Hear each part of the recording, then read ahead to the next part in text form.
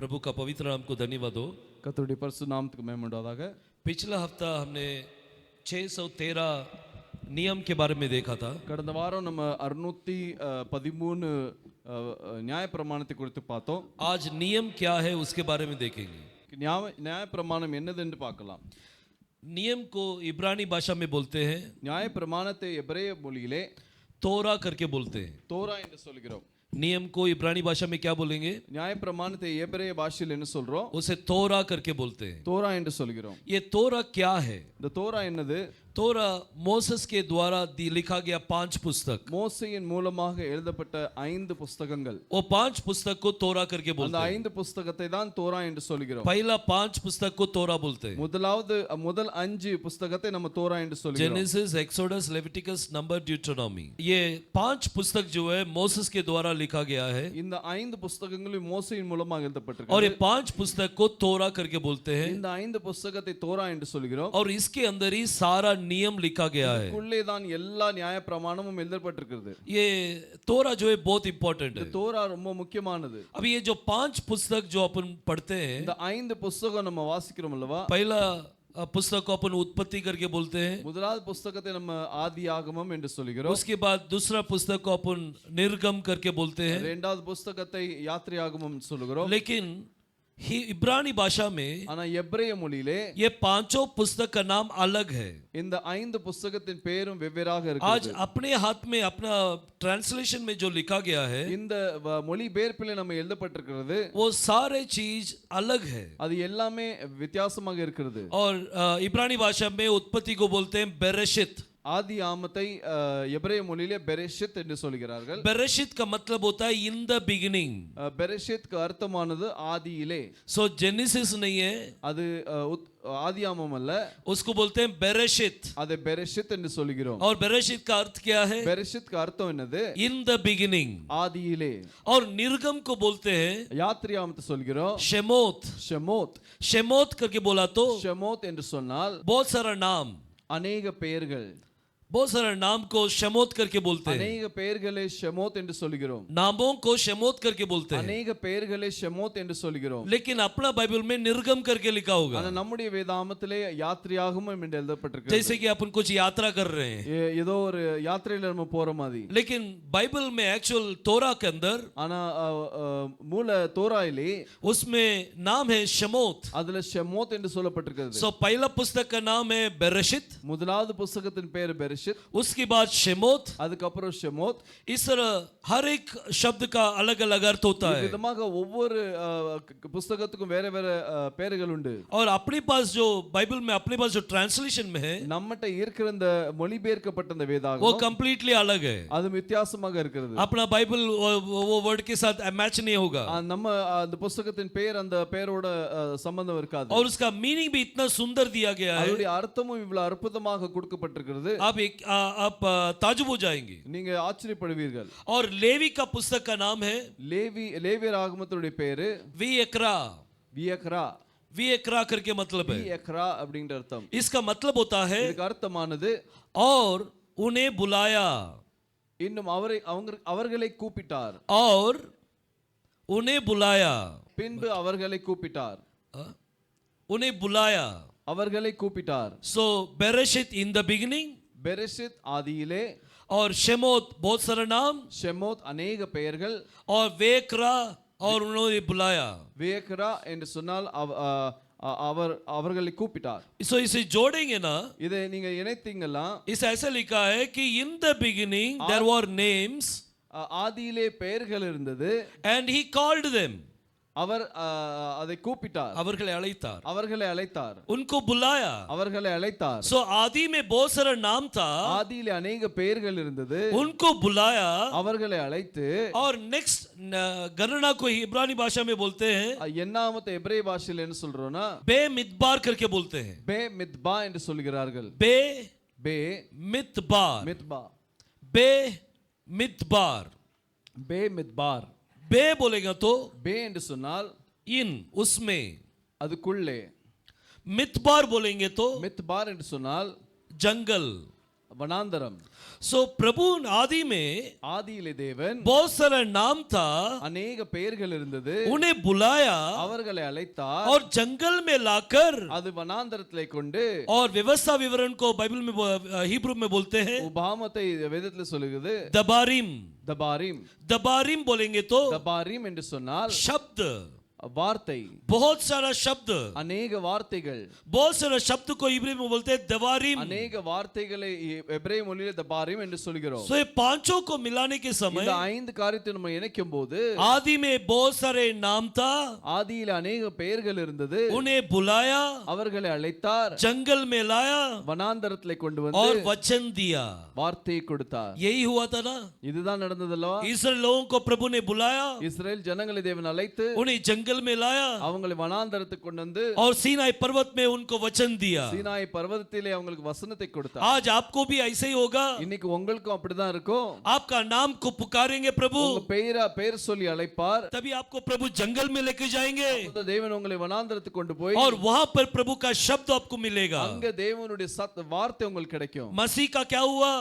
கிறிஸ்துவுக்கு என்னாச்சு? मसीह बैप्टिज्म लेने के बाद கிறிஸ்து ஞானஸ்நானம் பெற்றதுக்கு பின்பாக ऊपर से बुलावा आया மேலிருந்து அழைப்பு வந்தது. और पवित्र आत्मा उनको जंगल के अंदर लेके गया பரிசுத்த ஆவி அவங்களை வனாந்தரத்திலே கொண்டு சென்று और प्रभु का वचन के साथ आए. தேவனுடைய வார்த்தையோடு வந்தார். सो ये परफेक्टली मैच होगा. இது சரியாக பொருந்தும். सो तोरा करके बोलने के समय தோரா என்று சொல்லும்போது वो पांचों नाम अलग अलग है. 5 பெயர்களும் வித்தியாசமாக இருக்கிறது. पहला नाम बेरेशित, उसके बाद बेरेशित, शेमोत, இரண்டாவது ஷெமோத், उसके बाद व्यकरा, வியக்ரா, उसके बाद बेमिदबार, அதுக்கப்புறம் பேமித்பார், उसके बाद दवारिम.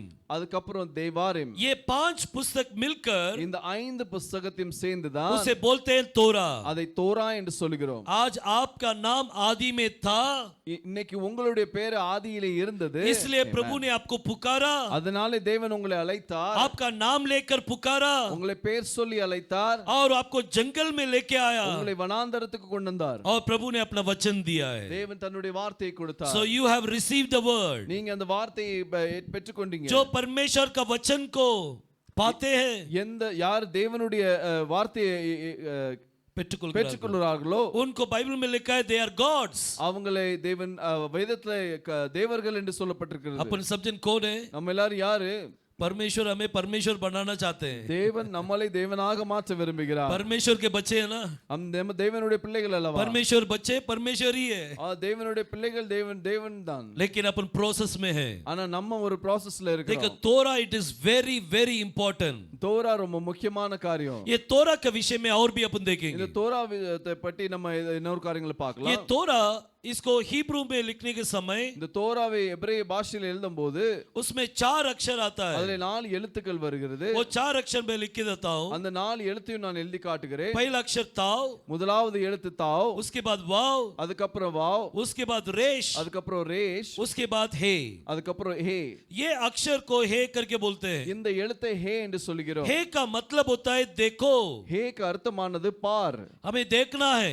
நம்ம பார்க்கணும். तोरा के अंदर एक चीज है, தோராக்குள்ளே ஒரு காரியம் இருக்குது. वचन के अंदर एक चीज है வார்த்தைக்குள்ள ஒரு காரியம் இருக்குது. कि हमें कुछ तो देखना है. அதை நம்ம பார்க்க வேண்டும். क्या देखना है? என்னதை பார்க்க வேண்டும்? ये नेक्स्ट है रेश. இது அடுத்த எழுத்து வந்து ரேஷ். रेश का मतलब होता है मस्तक. அந்த ரேஷ்க்கு அர்த்தமானது தலை. और अपना मस्तक कौन है? நம்மளுடைய தலை யாரு? अपना मस्तक मसीह है. நம்மளுடைய தலை கிறிஸ்து. को किसको देखना है? யாரை பார்க்க வேண்டும்? अपना मस्तक को देखना है. நம்ம கிறிஸ்துவை நம்முடைய தலையை பார்க்க வேண்டும். अपना मसीह को देखना நம்ம है. கிறிஸ்துவை பார்க்க வேண்டும். आज मसीह मंडली का चर्च का हेड है. இன்னைக்கு கிறிஸ்து சபையின் தலையாக இருக்கிறார். सो कलीसिया किसको देखना चाहिए? சபை யாரை பார்க்க வேண்டும்? अपना मस्तक को देखना है. தன்னுடைய தலையை பார்க்க வேண்டும். आपका मस्तक मैं नहीं है, உங்களுடைய தலை நான் அல்ல. अपना सबका मस्तक मसीह நம்ம है. எல்லாருக்கும் தலை கிறிஸ்து.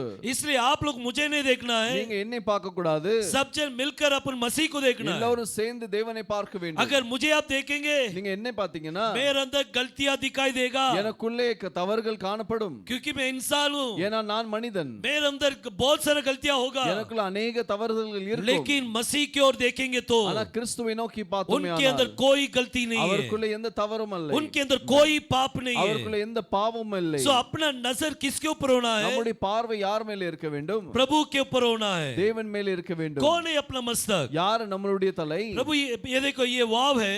இது வாவாக இருக்கிறது वाव का मतलब होता है किला, வாவுக்கு அர்த்தம் ஆணி वाव का मतलब होता है किला, வாவுக்கு அர்த்தம் ஆணி और ताव का मतलब होता है क्रॉस। தாவுக்கு அர்த்தம் வந்து சிலுவை सो किसको देखना है? யாரை பார்க்க வேண்டும் जो मस्तक क्रूस पे मारा गया, அந்த சிலுவையிலே அடைக்கப்பட்ட தலை उन मसीह, उस मसीह को देखना அந்த है। கிறிஸ்துவை பார்க்க வேண்டும் इंग्लिश में आप बोलेंगे तो இங்கிலீஷ்ல பார்த்தோம்னால் behold the messiah who is nailed on the cross।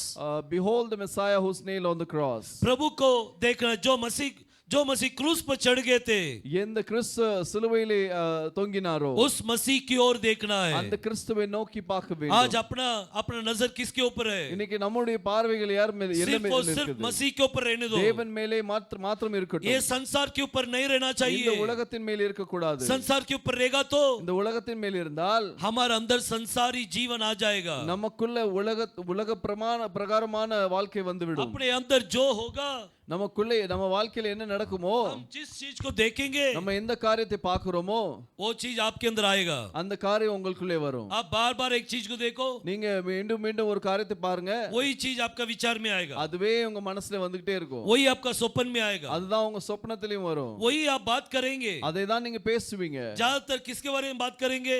அதிகமா நீங்க யாரை பற்றி பேசுவீங்க आप जिसके बारे में ज्यादा जानकारी लेते हैं, நீங்க யாரை குறித்து அதிகமாக விவரங்களை எடுத்துக்கொண்டீங்களோ उनके बारे में ही बात करेंगे। அவங்களை குறித்து தான் பேசுவீங்க सो अपना जानकारी सिर्फ मसीह के ऊपर रहना चाहिए।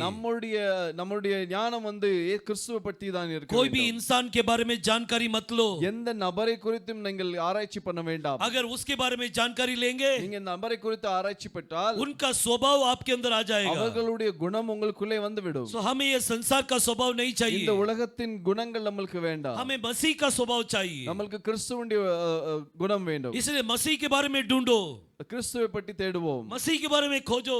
கிறிஸ்துவை பற்றி நம்ம தேடி பார்ப்போம் जितना हो सकता है उतना ढूंढने के लिए कोशिश करो। எவ்வளவு முடியுதோ அவ்வளவு தேடுறதுக்கு முயற்சி செய்வோம் आपका मसीह कौन है? உங்களுடைய கிறிஸ்து யாரு अगर समझो एक व्यक्ति ஒருவேளை ஒரு நபர் पिए कर है, समझो அவர் குடிகாரனா वो இருக்கலாம் किसके बारे में ढूंढेगा? அவர் யாரை குறித்து ஆராய்ச்சி செய்வார் वो ज्यादातर कौन सा बॉटल अच्छा है वो ढूंढेगा, எந்த பாட்டில் நல்லா இருக்குன்னு அவர் பாப்பாரு कौन सा लिकर अच्छा रहेगा वो ढूंढेगा, எந்த லிக்கர் நல்லா இருக்குன்னு பாப்பாரு सबको टेस्ट करके देखेगा, எல்லாத்தையும் ருசித்து பாப்பாரு क्योंकि उसको वही चाहिए। ஏனென்றால் அவருக்கு அதுதான் தேவை अगर वो छोड़ना चाहते हैं, அப்படி அதை விடணும் விரும்பினால் अगर किसी से छुड़ाना चाहते हैं, யார்கிட்ட விடணும் விரும்பினால் तो आपको सिर्फ मसीह की ओर आपको दृष्टि लगाना है। நீங்க வெறும் கிறிஸ்துவை நோக்கி கவனத்தை செலுத்த सिर्फ வேண்டும் मसीह की ओर देखो, கிறிஸ்துவை நோக்கி பாருங்கள் मसीह का गुण आपके अंदर आ जाएगा। கிறிஸ்துவுடைய குணங்கள் உங்களிடத்திலே வரும் ये तोरा जो है, இந்த தோரா ये मसीह के बारे में बताता है। கிறிஸ்துவை குறித்து சொல்லப்பட்டிருக்கிறது इस क्रूस पर मारे गए मसीह को देखो, சிலுவையில் அடைக்கப்பட்ட கிறிஸ்துவை நோக்கி பார் उस मसीह की ओर देखने के लिए बताता அந்த है। கிறிஸ்துவை நோக்கி பார்க்க வேண்டும் प्रभु ने कहा था ना, கிறிஸ்து சொன்னார் அல்லவா योहान 5वां अध्याय யோவான் 5ஆம் அதிகாரம் 39वां वचन पढ़िए। 39வது வசனத்தை வாசிக்கலாம் வேத வாக்கியங்களை ஆராய்ந்து பாருங்கள், हाँ। அவைகளால் உங்களுக்கு நித்திய ஜீவன் உண்டென்று எண்ணுகிறீர்களே, என்னை குறித்து சாட்சி கொடுக்கிறவைகளும் அவைகளே। देखो बाइबल में लिखा है வேதத்தில் எழுதப்பட்டிருக்கிறது कि शास्त्र को ढूंढ कर देखो, வேத வாக்கியங்களை ஆராய்ந்து பார்க்க वो வேண்டும் मेरा बारे में गवाही देता அது है। என்னை குறித்து சாட்சி கொடுக்கிறது तो मसीह को अगर ढूंढना है கிறிஸ்துவை தேடணுமேனால் तो किधर ढूंढना चाहिए? எங்க தேட வேண்டும் संसार के अंदर नहीं, உலகத்திலே அல்ல संसार का वीडियो के अंदर नहीं, அந்த உலகத்தில் உள்ள வீடியோல அல்ல संसार के पुस्तक के अंदर नहीं, உலகத்தில் உள்ள புத்தகங்களில் அல்ல हिस्ट्री के बारे में मत देखो, அந்த हिस्टोरिकली मत देखो, ஹிஸ்டரியை நம்ம பார்க்க வேண்டாம் वचन की ओर देखना है। வார்த்தையை பார்க்க வேண்டும் सिर्फ कलाम को पढ़कर देखो, வெறும் வேதத்தை பார்க்க வேண்டும் वहां पर ही आपको मसीह के बारे में दिखाई அங்கதான் देगा। உங்களுக்கு கிறிஸ்துவை குறித்து தெரியும் देखो ये तोरा जो है, இந்த தோரா बाइबल में इसके बारे में बहुत अच्छे बातें लिखा है। வேதத்துல இதை குறித்து अनेक பெரிய நல்ல காரியங்களை ये तोरा के சொல்லப்பட்டிருக்கிறது अंदर क्या है? இந்த தோராக்குள்ள என்ன இருக்கிறது बाइबल में लिखा है तोरा, வேதத்துல எழுதப்பட்டிருக்கிறது தோரா इट इज होली, அது பரிசுத்தமம். तोरा जो है पवित्र है. தோரா வந்து பரிசுத்தம். सो तो पांचों पुस्तक இந்த 5 புஸ்தகமும் बाइबल में लिखा है वो पवित्र है. வேதத்துல எழுதப்பட்டிருக்கிறது அது பரிசுத்தம். देखो रोम का किताब ரோமர்கள் நிருபம் 7वां अध्याय 12 वचन पढ़ेंगे. 7ஆம் அதிகாரத்திலே 12ஆம் வசனத்தை வாசிக்கலாம். इसीलिए व्यवस्था पवित्र है हाँ। और आज्ञा भी ठीक और सच्ची है। हाँ, तो क्या वह जो अच्छी थी हाँ। मेरे लिए मृत्यु ठहरी? हाँ। कदापि नहीं, हाँ। परंतु पाप उस अच्छी वस्तु के द्वारा बस बस. तोरा जो है அந்த தோரா वो पवित्र है. பரிசுத்தம். आज इस दुनिया के अंदर இந்த உலகத்திலே कोई भी ऐसा पवित्र नहीं है, யாருமே அவ்வளவு பரிசுத்தம் கிடையாது. लेकिन बाइबल में लिखा है तोरा पवित्र है. ஆனா வேதத்துல சொல்லப்பட்டிருக்கிறது தோரா பரிசுத்தம் என்று. तोरा पवित्र है तो அது தோரா பரிசுத்தம் என்று சொல்லப்பட்டால் उस पवित्र चीज को कैसा पढ़ना चाहिए. அந்த பரிசுத்த காரியத்தை நம்ம எப்படி வாசிக்க வேண்டும்? देखो बाइबल में और भी एक बहुत ही भयानक चीज लिखा है. வேதத்துல இன்னொரு பயங்கரமான காரியம் எழுதப்பட்டிருக்கிறது. योहान 7वां अध्याय யோவான் 7ஆம் அதிகாரம் उसे 49वां वचन पढ़ेंगे. 49ஆம் வசனத்தை வாசிக்கலாம். வேதத்தை அறியாதவர்களாகிய இந்த ஜனங்கள் हाँ, சபிக்கப்பட்டவர்கள் என்றார்கள். जो लोग व्यवस्था नहीं जानते, இந்த நியாயப்பிரமாணத்தை அறியாதவர்கள், जो लोग तोरा नहीं जानते, எந்த ஜனங்கள் நியாயப்பிரமாணத்தை அறியவில்லையோ वो श्रापित है. அவன் சபிக்கப்பட்டவர்கள். ये तोरा इट इज वेरी इंपॉर्टेंट. இந்த தோரா ரொம்ப முக்கியமானது. तोरा को जानना चाहिए. தோராவை அறிந்து கொள்ள You வேண்டும். must know the law. நீங்க அந்த அந்த நியாயப்பிரமாணத்தை அறிந்து கொள்ள வேண்டும். हर एक प्रमाण को आप जानना चाहिए. ஒவ்வொரு பிரமாணங்களையும் அறிந்து கொள்ள வேண்டும். अगर व्यवस्था को नहीं जाने, அந்த நியாயப்பிரமாணத்தை அறியாமல் இருந்தால் बाइबल में लिखा है वो श्रापित है करके. வேதத்தில் எழுதப்பட்டிருக்கிறது அவர் சபிக்கப்பட்டவன். आज अपन श्रापित लिस्ट में नहीं जाना நம்ம है, சபிக்கப்பட்டவர்களுடைய லிஸ்ட்ல போக கூடாது. आशीष का लिस्ट में जाना है. ஆசீர்வாதத்துடைய லிஸ்ட்ல போக तोरा வேண்டும். के अंदर தோராக்குள்ளே बहुत सारा आशीष के बातें लिखा अनेक है. ஆசீர்வாத காரியங்கள் எழுதப்பட்டிருக்கிறது. तोरा इज होली. தோரா பரிசுத்தம். वो पवित्र है. அது பரிசுத்தமாய் आज இருக்கிறது. अपने लिए एक पवित्र किताब दिया गया இன்னைக்கு है, நம்மளுக்காக ஒரு பரிசுத்த வேதாகமத்தை கொடுக்கப்பட்டிருக்கிறது. लेकिन अपन उसे पवित्र करके नहीं जानेंगे. ஆனா நம்ம அது பரிசுத்தம் என்று இல்லாமல் ऐसा नहीं है அப்படி இல்ல. ये बहुत पवित्र है इसलिए मैं छूऊंगा भी नहीं, நான் இது ரொம்ப பரிசுத்தமா இருக்கு அதனால நான் இது தொட மாட்டேன். मैं टच भी नहीं करूंगा. நான் தொடவே மாட்டேன். ऐसा नहीं है. அப்படி இல்ல. इसे टच करेंगे இத தொட்டால் तो आप पवित्र हो जाएंगे. நீங்களும் பரிசுத்தமாயிருவீங்க. इसे पढ़ेंगे இத வாசித்தால் आप पवित्र हो जाएंगे. நீங்க பரிசுத்தமாவீங்க. ये वचन को सुनेंगे இந்த வார்த்தையை கேட்டால் तो आप पवित्र हो நீங்க जाएंगे. பரிசுத்தமாவீங்க. इस वचन के प्रकार आप चलेंगे இந்த வார்த்தையின்படி நீங்க நடந்தால் तो वचन आपको पवित्र करेगा. இந்த வார்த்தை உங்களை The பரிசுத்தமாக்கும். law is holy. அந்த வார்த்தையானது आज பரிசுத்தமானது. ये law कौन है? இந்த வார்த்தை இந்த இந்த நியமம் யாரு? ये तोरा क्या है? இந்த தோரா என்னது? प्रभु ने कहा मैं हूँ. தேவன் சொன்னார் நான் தான். तोरा कौन है? தோரா யாரு? ये प्रभु है. அது தேவன். क्रूस पर मारे गए मसीह को देखो. சிலுவையில் அடிக்கப்பட்ட கிறிஸ்துவை பார். क्रूस पर मारे गए मसीह को देखने के समय சிலுவையில் அடிக்கப்பட்ட கிறிஸ்துவை பார்க்கும்போது that is holy. அது பரிசுத்தம். देखो क्रॉस है, சிலுவை இருக்கிறது. मसीह क्रूस पर टंगे हुए हैं. கிறிஸ்து சிலுவையில் இருக்கிறார். सिर्फ आपको क्या करना है? நீங்க என்ன செய்ய வேண்டும்? सिर्फ देखना है. அதை மட்டும் பார்க்கணும். जब आप देखेंगे அதை பார்க்கும்போது 3 अक्षर आ जाते हैं उसमें. 3 எழுத்து அதுக்குள்ளே வருது. एक तो ताव आ गया, ஒன்னு தாவ் வந்து விட்டது. वो हो गया क्रॉस, அது சிலுவை. और उसके बाद किला आ गया அதுக்கப்புறம் ஆணி जिसमें मसीह मारे गए, அதுல கிறிஸ்து அடிக்கப்பட்டார். और थर्ड थिंग प्रभु भी है. அது மூன்றாவது கிறிஸ்துவும் இருக்கிறார். 3 अक्षर आ गया. 3 எழுத்து வந்து விட்டது. चौथा अक्षर कौन है? நாலாவது எழுத்து எது? हम ही है. நம்ம தான். We have to see him. நம்ம அதை பார்க்க வேண்டும். जब अपन देखेंगे நம்ம அதை பார்க்கும்போது ये 4 अक्षर मिलकर एक शब्द हो जाता இந்த है 4 எழுத்து சேர்ந்து ஒரு வார்த்தையாக மாறுகிறது. तोरा. தோரா. ये तोरा पवित्र है. இந்த தோரா பரிசுத்தமாக இருக்கிறது. मसीह पवित्र है. கிறிஸ்து பரிசுத்தமாய் आप இருக்கிறார். उनको देखने के समय நீங்க அவரை பார்க்கும்போது आपका नजर पवित्र हो जाएगा. உங்களுடைய பார்வையும் பரிசுத்தமாக आप மாறுகிறது. उनकी ओर देखने के समय நீங்க அவரை நோக்கி பார்க்கும்போது आपका पूरा शरीर पवित्र हो जाएगा, உங்களுடைய முழு சரீரமும் பரிசுத்தமாய் மாறும். क्योंकि वही तोरा है. ஏனென்றால் அவர்தான் தோரா. वही तोरा का अंत है. அதுதான் தோராவுடைய அவர்தான் தோராவுடைய முடிவு. अपन लास्ट टाइम अपन देखा था கடைசி போன டைம் நம்ம व्यवस्था का अंत कौन है? நியாய பிரமாணத்தின் முடிவு யாரு? मसीह है. கிறிஸ்து. So law is holy. நியாய பிரமாணம் பரிசுத்தமானது. व्यवस्था जो है वो एक पवित्र है. நியாய பிரமாணம் பரிசுத்தமானது. और क्या है?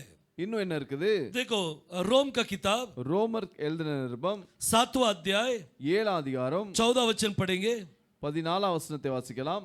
हम जानते हैं कि व्यवस्था तो आत्मिक है, व्यवस्था तो आत्मिक है. बाइबल में लिखा है வேதத்தில் எழுதப்பட்டிருக்கிறது व्यवस्था तो आत्मिक है, நியாய பிரமாணம் ஆவிக்குரியதாய் the இருக்கிறது. law is spiritual. அந்த நியாய பிரமாணம் ஆவிக்குரியதாய் இருக்கிறது. लॉ बोले तो क्या है? அந்த நியாய பிரமாணம் என்று சொன்னால் என்ன? लॉ बोले तो तोरा. தோரா. सो तोरा is spiritual. அந்த தோரா பரிசுத்தமானது. तोरा आत्मिक है. தோரா ஆவிக்குரியது. उसे देखने के लिए அதை பார்க்கிறதுக்கு आपको आत्मिक आंख चाहिए. உங்களுக்கு ஆவிக்குரிய கண்கள் தேவை. इसलिए दाऊद ने प्रार्थना किया. அதுக்காக தான் தாவீது ஜெபிச்சான். प्रभु देखो भजन संगीता 119 சங்கீதம் 119 उसमें 18 वचन पढ़ेंगे. 18ஆம் வசனத்தை வாசிக்கலாம். உமது வேதத்தில் உள்ள அதிசயங்களை நான் பார்க்கும்படிக்கு என் கண்களை திறந்தருளும். बस देखो बाइबल में लिखा है, வேதத்துல சொல்லப்பட்டிருக்கிறது दाऊद ने कहा தாவீது சொல்றா मेरे आंखों को खोल दो. என்னுடைய கண்களை திறந்திரலும்பா. कौन सा आंख? எந்த கண்கள்? ये आंख है क्या? இந்த கண்களா? नहीं, शारीरिक आंख नहीं, இந்த மாம்ச பிரகாரமான கண் அல்ல. स्पिरिचुअल आंख को அது खोल दो ஆவிக்குரிய கண்களை திறக்க சொல்லுகிறார். ताकि आपका व्यवस्था के अंदर वो अच्छी बातें हैं அந்த நியாய பிரமாணத்திலே இருக்கிற நன்மையான காரியங்களை उसे मैं देख सकूं. அதை நான் பார்க்கணும். The law is spiritual. அந்த நியாய பிரமாணம் ஆவிக்குரியதா இருக்கிறது. आप ओल्ड टेस्टमेंट पढ़ने के समय நீங்க பழைய ஏற்பாடை வாசிக்கும் போது आज बहुत से लोग शारीरिक ऐसे ही पढ़ते रहते हैं, कहानी के समान पढ़ते हैं. அநேகர் இதை ஒரு கதையாக வாசிக்கிறார்கள். एक सिस्टर जो है ஒரு சகோதரி 7 दिन में बाइबल कंप्लीट किया. 7 நாள்ல அந்த வேதத்தை வாசித்து முடித்தார்கள். वो बहुत अच्छी बात है. அது நல்லதா? उन्होंने 7 दिन में बाइबल कंप्लीट किया है. 7 நாள்ல முடிச்சது. लेकिन क्या पढ़ा है उनको पता नहीं होगा. ஆனா என்ன வாசங்களோ அது அவங்களுக்கு தெரியாது. कहानी के समान भी पढ़ा नहीं होगा. அது ஒரு கதையை போலயும் படித்திருக்க மாட்டார்கள். बस फटाफट रीड किया होगा.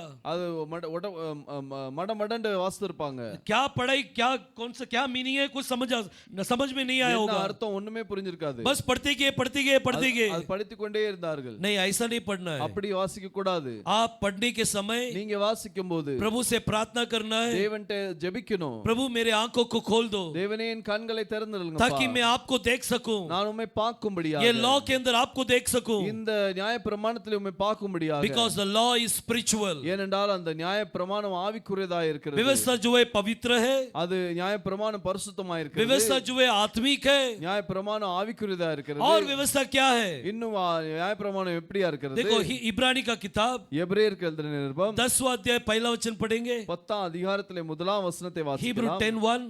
இப்படி இருக்க நியாயப்பிரமானது வரப்போகிற நன்மைகளின் பொருளாயிராமல் அவைகளின் நிழலாய் மாத்திரம் இருக்கிறபடியால் So व्यवस्था क्या है? நியாய பிரமாணம் என்னதா இருக்கிறது? प्रतिबिंब है. அது ஒரு நிழலாக It இருக்கிறது. is a shadow. அது ஒரு ஷேடோவாக So இருக்கிறது. पहला चीज अपन देखा था, முதலாவது நம்ம பார்த்தோம் law is holy. நியாய பிரமாணம் பரிசுத்தம். Second thing देखा, இரண்டாவது பார்த்தோம் law is spiritual. நியாய பிரமாணம் ஆவிக்குரியதா இருக்கிறது. अभी तीसरा चीज पौल कहता है, மூன்றாவது காரியத்தை பவுல் சொல்கிறார், law जो है वो छावनी है. நியாய பிரமாணம் ஒரு நிழலாக It is இருக்கிறது. a shadow. அது ஒரு நிழலாக இருக்கிறது. आने वाले चीज की प्रतिबिंब है. வரக்கூடிய காரியத்துக்காக அது ஒரு நிழலாக So இருக்கிறது. law एक shadow ही है. அந்த நியாய பிரமாணம் ஒரு நிழலாக தான் अभी இருக்கிறது. shadow बोले तो क्या है? அது நிழல்னா என்ன? समझो आप धूप में चलकर जाने के समय நீங்க வெயில்ல நடந்து போகும்போது आपके सामने एक छावनी आया, உங்க முன்னால அந்த நிழல் வந்தது. आप पहचान सकते हैं कौन आ रहा है? நீங்க அடையாளம் கண்டுபிடிக்க முடியுமா யார் வரான்ட்டு? जानवर आ रहे हैं या पक्षी आ रहे हैं மிருகம் வருதா, பறவை வருதா, या एक इंसान आ रहा है? ஒரு மனுஷன் வராரா? आप बराबर पहचान सकते நீங்க हैं. அதை கண்டுபிடிக்க முடியும். या कोई गाड़ी आ रहा है, வண்டி வர்றதை, ये सारी चीज आप चाव को रखकर पहचान सकते இந்த हैं. எல்லா காரியத்தையும் அந்த நிழலை வைத்து நீங்க கண்டுபிடிக்க முடியும். लेकिन छावनी हकीकत है क्या? ஆனா நிழல் நிஜமா?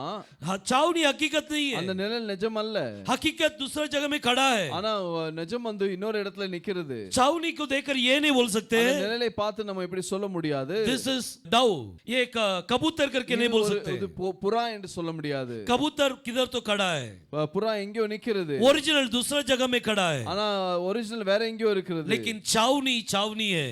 ஆனா நிழல் வந்து நிழலாக தான் That is இருக்கிறது. not original. அது ஒரிஜினல் அல்ல. छावनी को पकड़कर आप पका नहीं पाएंगे. அந்த நிழலை பிடித்து நம்ம ஒண்ணும் செய்ய முடியாது. मुर्गी का छावनी को पकड़कर கோழியுடைய நிழலை பிடித்து मुर्गी बिरयानी नहीं बना सकते. சிக்கன் பிரியாணி பண்ண முடியாது. बना सकते हैं क्या? பண்ண முடியுமா? नहीं कर सकते. பண்ண முடியாது. चावनी चावनी है. அது நிழலாக That is இருக்கிறது. not original. அது ஒரிஜினல் அல்ல. ऐसे ही ये तोरा जो है, இந்த தோராவானது it is shadow. இது ஒரு நிழலாய் இருக்கிறது. किसके बारे में shadow है? யாரை குறித்தான நிழலாய் இருக்கிறது? मसीह का shadow है. கிறிஸ்துவை குறித்தான நிழலாய் मसीह का இருக்கிறது. छावनी है. கிறிஸ்துவின் நிழலாய் आप இருக்கிறது. पहला अध्याय से लेकर நீங்க முதலாம் அத்தியாயத்திலிருந்து आप तोरा का आखिरी अध्याय तक देखेंगे. தோராவுடைய கடைசி அத்தியாயம் வரைக்கும் பாருங்க. मसीह का क्रूस का निशानी आप देख सकते हैं. தேவனுடைய சிலுவையின் சின்னத்தை நீங்க பார்க்க முடியும். मसीह के बारे में ही देख सकते हैं. கிறிஸ்துவை குறித்தே நீங்க பார்க்க முடியும். क्योंकि तोरा जो है that is shadow. ஏனென்றால் தோரா வந்து ஒரு நிழலாய் இருக்கிறது. देखो पढ़ेंगे कोलोसियन வாசிக்கலாம். கொலோசியர் दूसरा अध्याय 2ஆம் அதிகாரம் 14 वचन पढ़ेंगे. 14ஆம் வசனத்தை வாசிக்கலாம். ஆகையால் போஜனத்தையும் பானத்தையும் குறித்தாவது பண்டிகை நாளையும் மாத பிறப்பையும் ஓய்வு நாட்களையும் குறித்தாவது ஒருவனும் உங்களை குற்றப்படுத்தாது இருப்பானாக. அவைகள் வருங்காரியங்களுக்கு நிழலாய் இருக்கிறது, அவைகளின் பொருள் கிறிஸ்துவை பற்றினது. यहाँ पर कुछ बातें लिखा है இங்க ஒரு சில காரியங்கள் எழுதப்பட்டிருக்கிறது. कि अन्न बलि, போஜன பலி, ड्रिंक ऑफरिंग, பான பலி, ये सारे चीज छावनी है. இது எல்லாமே நிழலாய் இருக்கிறது. बाइबल के अंदर बहुत सारा बलिदान दिया गया है. வேதத்துல अनेक பலி கொடுக்கப்பட்டது. ये सारे बलिदान இந்த எல்லா பலியும் मसीह को इंडिकेट करता है. கிறிஸ்துவை குறிக்கிறது. पाप का बलिदान कौन है? பாவத்தின் பலி யாரு? यहोशुआ. யோசுவா. लेकिन जुना करार के अंदर ஆனா பழைய ஏற்பாடிலே उन लोग एक बकरा बकरी को काटते थे, அவங்க ஒரு ஆட்டை வெட்டி, एक बैल को काटते थे, ஒரு காளையை வெட்டி इस तरह पाप के लिए बलिदान चढ़ाते थे. விதமாக பாவத்துக்காக பலி आज கொடுத்தார்கள். अपन करने की जरूरत नहीं है, இன்னைக்கு நம்ம அதை செய்ய வேண்டிய அவசியம் இல்லை. क्योंकि वो छावनी था.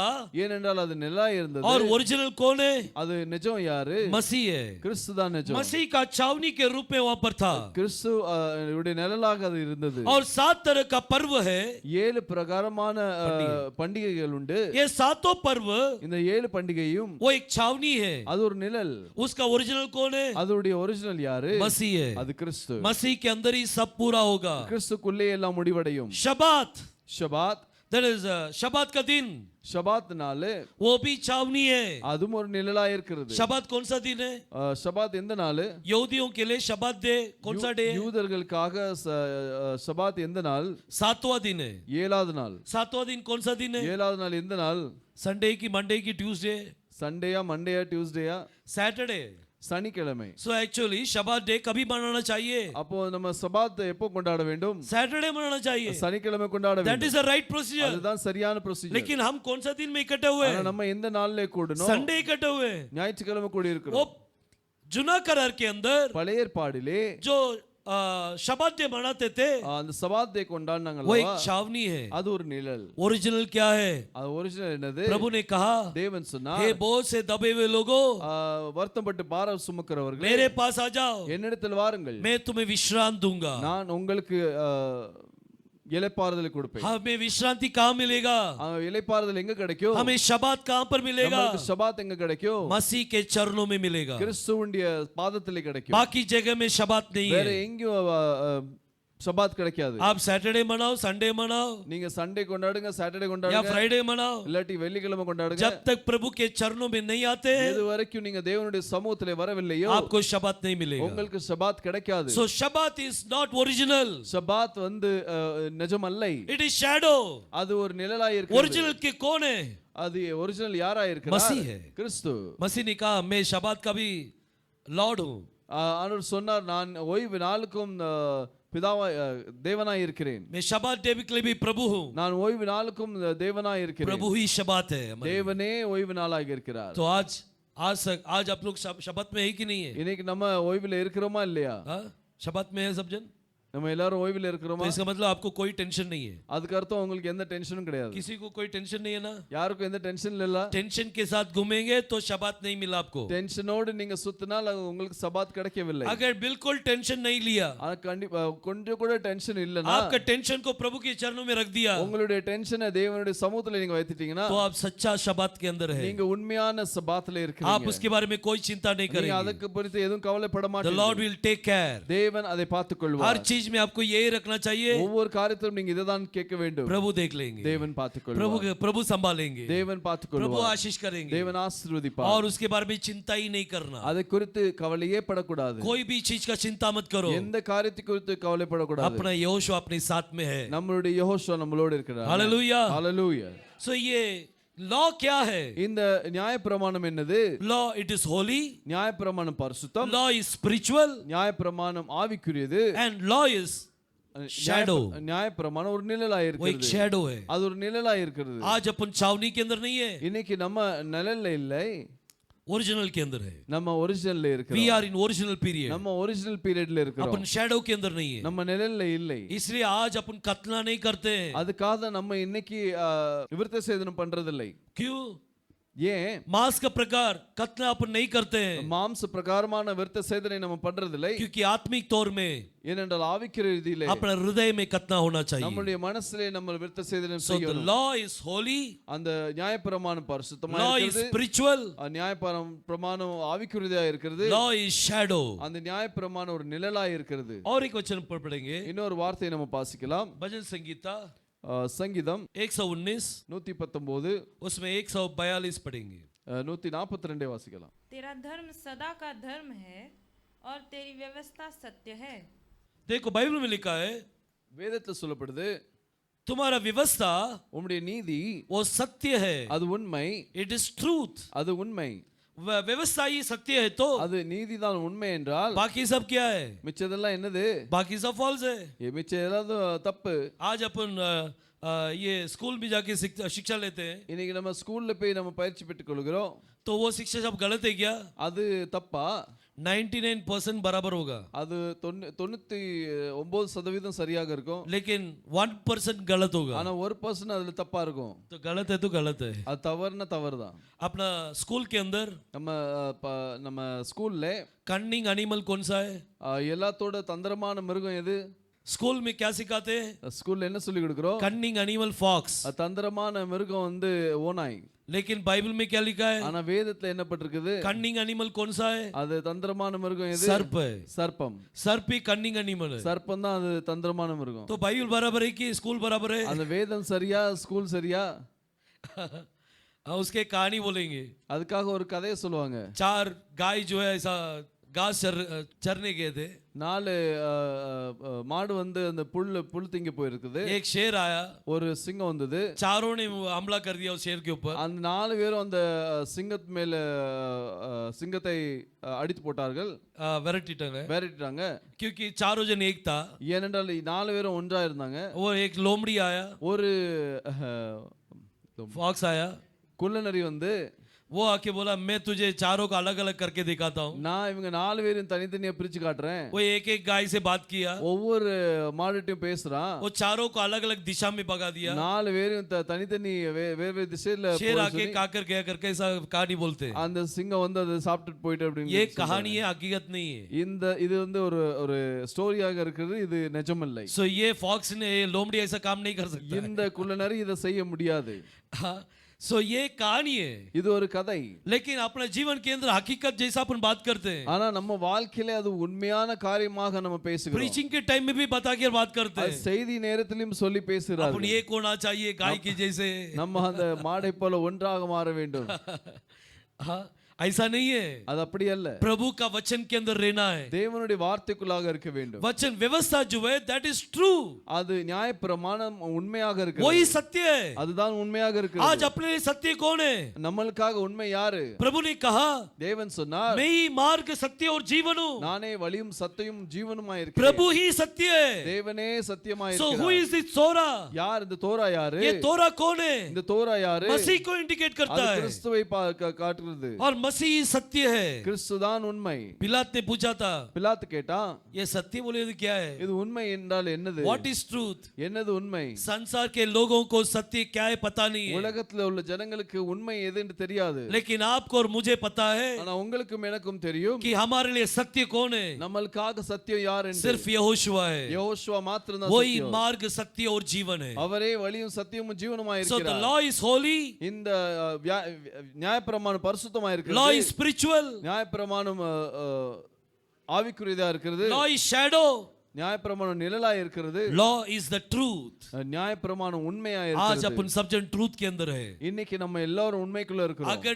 तोरा नहीं पढ़ेंगे இந்த தோராவை நீங்க வாசிக்காவிட்டால், तो बाइबल में लिखा है வேதத்துல சொல்லப்பட்டிருக்கிறது, जो तोरा नहीं जानते वो श्रापित है. யாரு அந்த தோராவை அறியாமல் இருக்கிறாரோ அவன் சபிக்கப்பட்டவன். इसलिए तोरा को पढ़ना जरूरी है. அதுக்காகவே தோராவை வாசிக்கிறது முக்கியம். अगर पढ़ने नहीं आता है அதை வாசிக்க தெரியவில்லை तो என்றால் किसी से पढ़कर सुन लेने का. யாராவது வாசிக்க சொல்லி நம்ம கேட்டுக்கொள்ள வேண்டும். आज अपने पास बड़ा बड़ा मोबाइल है, இன்னைக்கு நம்மகிட்ட பெரிய பெரிய மொபைல் இருக்குது, तोरा का ऑडियो पोर्शन मिलता है. தோராவுடைய ஆடியோ கிடைக்கிறது. उस ऑडियो को प्ले करके सुनो, அந்த ஆடியோவை நீங்க கேட்கலாம். प्रभु जरूर आशीष करेंगे. தேவன் கண்டிப்பாக अब ஆசீர்வதிப்பார். तोरा इज ट्रूथ. தோரா உண்மையாக இருக்கிறது. तोरा जो है बहुत ही दैट इज वो सच्चाई है.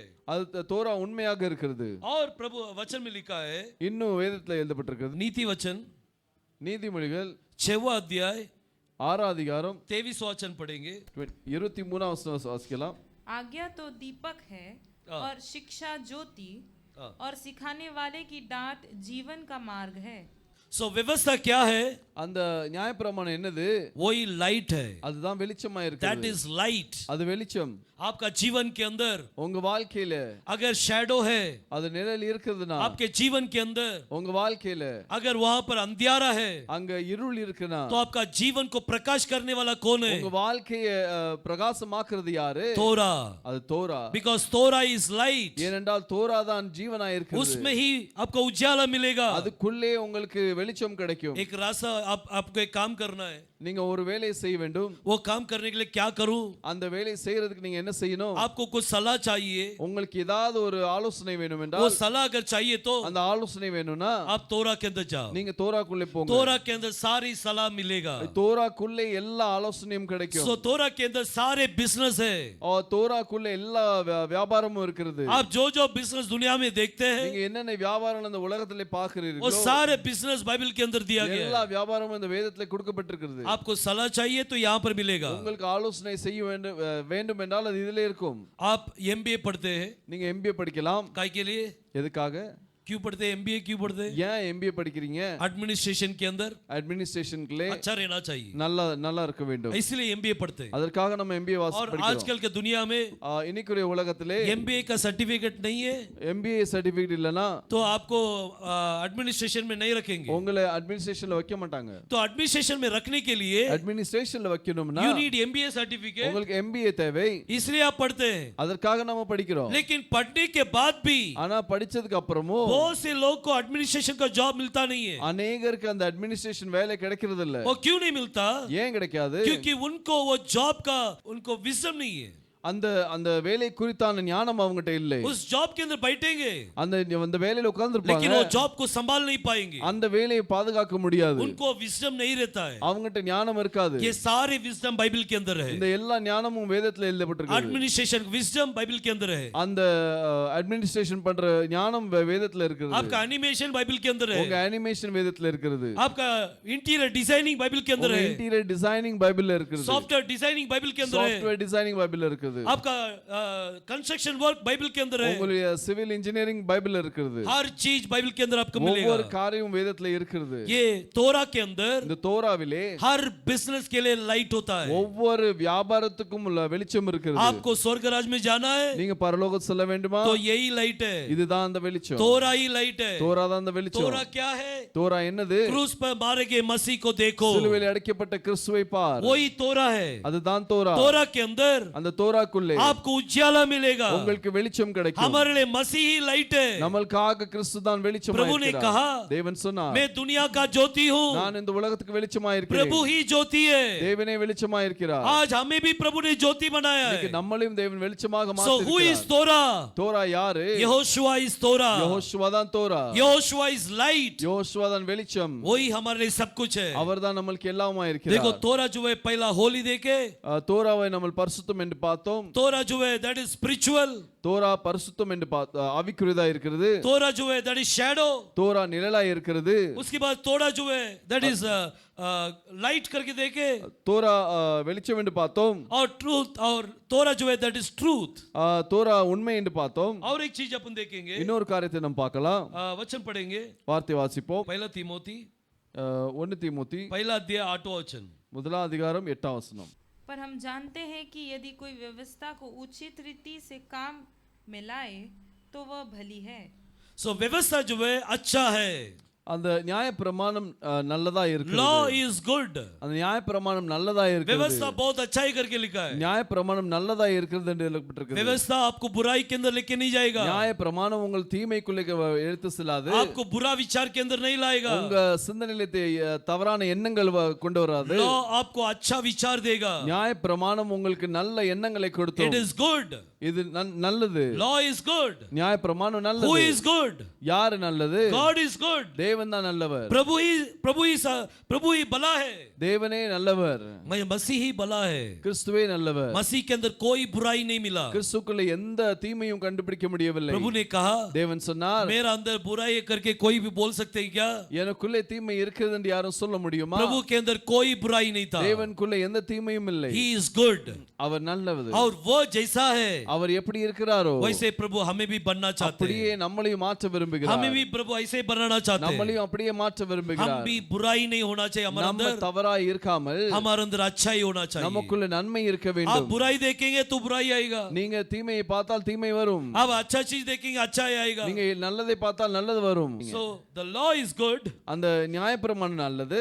अब लॉ के बारे में क्या क्या देखा अपन? அந்த நியாயப்பிரமாணத்தை குறித்து என்னெல்லாம் பார்த்தோம்? Law is holy. நியாயப்பிரமாணம் Law பரிசுத்தம். is spiritual. நியாயப்பிரமாணம் ஆவிக்குரியதா Law இருக்கிறது. is shadow. நியாயப்பிரமாணம் நிழலாய் இருக்கிறது. Law is good. நியாயப்பிரமாணம் நல்லதா இருக்கிறது. Law is light.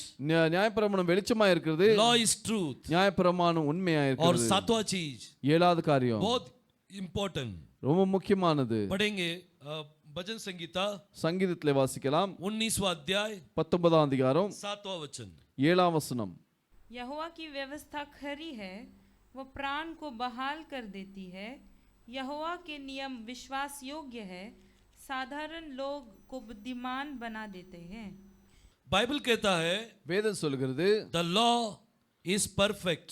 அந்த நியாயப்பிரமாணம் பரிபூர்ணமா இருக்கிறது. law is perfect. நியாயப்பிரமாணம் பரிபூர்ணமா उसके இருக்கிறது. अंदर कोई कमी नहीं है. அதுக்குள்ள எந்த குறைவும் இல்லை. परफेक्ट बोले क्या है? பரிபூர்ணம் என்று சொன்னால் उसके என்ன? अंदर कोई कमी नहीं है. அதுக்குள்ள எந்த குறைவும் இல்லை. It is totally perfect. இது முழுதுமாக சரியாக तोरा இருக்கிறது. क्या है? தோரா என்றது क्रूस पर मारे गए मसीह को देखो. சிலுவையில் அடைக்கப்பட்ட கிறிஸ்துவை பார். This is perfect. இது பரிபூர்ணமா இருக்கிறது. प्रभु हमारे क्रूस पर मारे गए. தேவன் நம்மளுக்காக சிலுவையில் அடைக்கப்பட்டார். That was perfect. அது பரிபூரணம். So उस perfection को देखने के அந்த समय பரிபூரணத்தை பார்க்கும்போது आपके अंदर कुछ होगा. உங்களுக்குள்ளே ஒரு சில காரியங்கள் ஆகும். आपके अंदर कुछ होने वाला है. உங்களுக்குள்ளே ஏதோ நடக்கும். देखो दोबारा उस वचन को पढ़ेंगे. மீண்டும் அந்த வார்த்தையை வாசிக்கலாம்.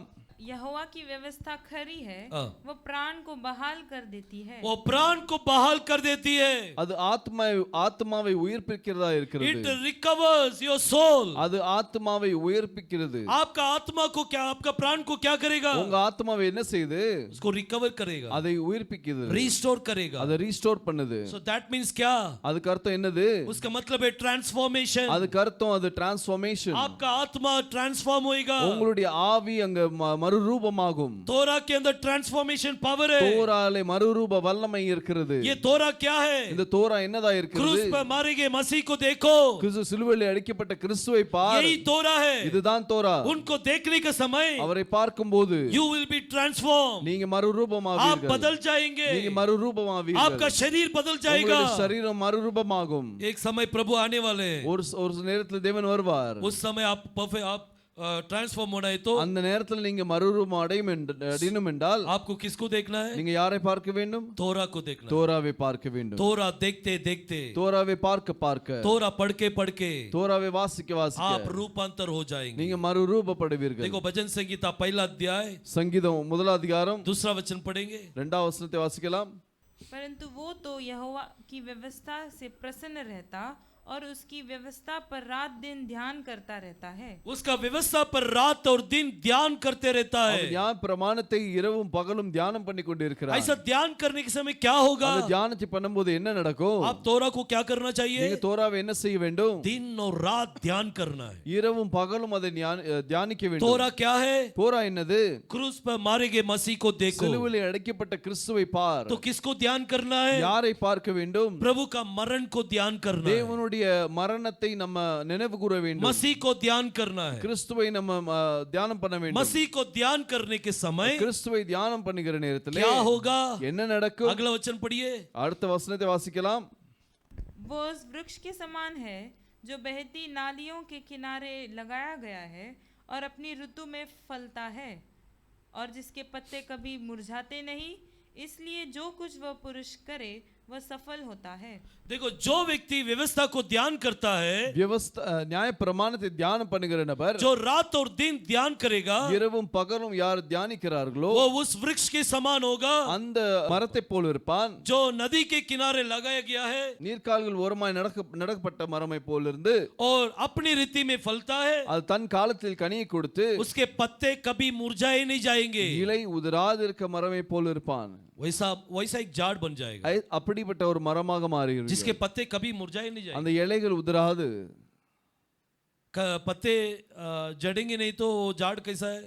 அந்த இலை உதிராமல் இருந்தால் அந்த பழம் எப்படி அந்த हर மரம் झाड़ எப்படி? का पत्ते जड़ते हैं. ஒவ்வொரு மரத்துடைய இலைகள் உதிர்ந்து கொண்டே இருக்கும். इसका मतलब क्या है? அதுக்கு அர்த்தம் என்னது? वो झाड़ को मरण है. அந்த அந்த மரத்துக்கு மரணம் உண்டு.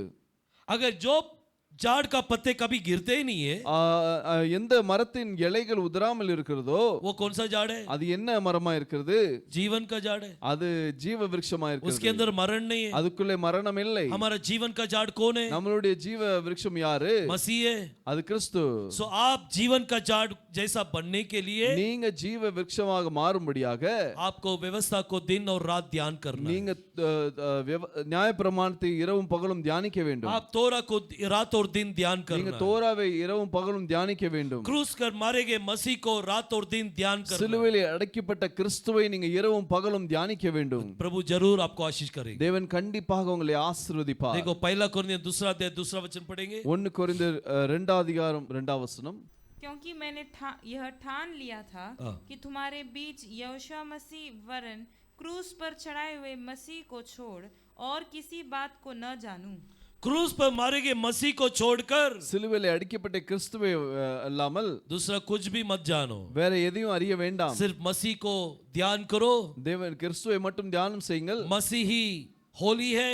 தேவனே பரிசுத்தமாய் இருக்கிறார். प्रभु स्पिरिचुअल है. தேவன் ஆவிக்குரியவராய் இருக்கிறார். बराबर है ना? प्रभु स्पिरिचुअल है ना? தேவன் ஆவிக்குரியவர் தானே? दैट इज प्रभु स्पिरिट है ना? தேவன் ஆவியாய் இருக்கிறார் அல்லவா? आज मसीह हमारे बीच में है कि नहीं है? இன்னைக்கு நம்ம மத்தியில தேவன் இருக்கிறார் हालेलुया. இல்லையா? ஹalleluya. लेकिन वो स्पिरिट फॉर्म में है. அது ஆவிக்குரிய ரீதியில उनको இருக்கிறார். अपन देख नहीं पा रहे. அவரை நம்ம பார்க்க முடியாது. He is spirit. அவர் ஆவியாய் So the இருக்கிறார். law is spiritual. இந்த நியாயப்பிரமாணம் ஆவிக்குரியதா இருக்கிறது. shadow है, वो good है. அது நிழலாய் இருக்கிறது, நன்மையாய் இருக்கிறது. वो light है. அது வெளிச்சமாய் இருக்கிறது. वो உண்மை. perfect है. அது பரிபூர்ணமாய் இருக்கிறது. वही truth है. அது உண்மையாய் இருக்கிறது. So ये सारे चीज तोरा के बारे में. இது எல்லாமே தோராவை குறித்து. तोरा के बारे में 7 चीजें लिखा गया है. அது தோராவை குறித்து 7 காரியங்கள் எழுதப்பட்டிருக்கிறது. तोरा के अंदर ही आपका ट्रांसफॉर्मेशन है. தோராக்குள்ளே தான் உங்களுக்கு மறுரூபம் இருக்கிறது. इसलिए ज्यादातर तोरा को पढ़ो. அது அதிகமா நீங்க தோராவை வாசிங்க. तोरा को जानेंगे. தோராவை அறிந்து கொள்வோம். संसार में जो हो रहा है उसके बारे में आप जान लेंगे. உலகத்துல என்ன நடக்குதோ அந்த காரியங்கள் நம்ம புரிந்து கொள்வோம். आपको एक स्पेशल अनॉइंटिंग प्रभु देंगे. உங்களுக்கு ஒரு விசேஷித்த அபிஷேகத்தை தேவன் கொடுப்பார். वो स्पेशल विजडम अनॉइंटिंग देंगे. அது விசேஷித்த ஞானத்தின் அபிஷேகமாக இருக்கும். प्रभु जरूर आशीष करेंगे. தேவன் கண்டிப்பாக ஆசீர்வதிப்பார். जो भी आज वचन देखा है, எந்த வார்த்தையை நம்ம பார்த்தோமோ मुझे उम्मीद है तुम लोग समझ में आया होगा. நான் விசுவாசிக்கிறேன் நீங்க புரிஞ்சிருப்பீங்க என்று. प्रभु आपको आशीष करे. கர்த்தர் உங்களை ஆசீர்வதிப்பார். प्रार्थना के अंदर जाएंगे. நம்ம ஜெபிக்கலாம். स्तुति परमेश्वर, धन्यवाद है प्रभु. ஸ்தோத்திரம் ஆண்டவரே, நன்றி செலுத்துகிறோம் ஐயா. आकाश और पृथ्वी का निर्माण करता हमारे एलोहिम, வானத்தையும் பூமியும் சிருஷ்டித்த எங்கள் எலோஹிம் தேவனே, हमारे एल शडाई, हम आपको नाम को धन्यवाद देते हैं. எங்களுடைய எல் ஷடாய் உங்களுக்கு நன்றி செலுத்துகிறோம் ராஜா. आज जो वचन हम लोग ने देखा है, இந்த வாசிக்கப்பட்ட வார்த்தை நம்ம இந்த கேட்ட வார்த்தையை, तोरा के बारे में जो कुछ देखा, இந்த தோராவை குறித்து என்னெல்லாம் பார்த்தோமோ उसे आपने आशीष करके दिया है प्रभु. அதை நீங்க ஆசீர்வதித்து கொடுத்தீங்கப்பா. उसके अनुसार चलने के लिए அது பிரகாரமா நடக்கிறதுக்காக आप हमें अनुग्रह कर देना. நீங்க எங்களுக்கு உதவி செய்யுங்கப்பா. सबको आपके ताबे में देता हूं. எல்லாரையும் உம்முடைய கண்ட்ரோல்ல தருகிறோம். आशीष कीजिए, अगुवाई कीजिए. ஆசீர்வதித்து வழி நடத்துங்க. यहोशू मसीह के नाम से प्रार्थना करता हूं.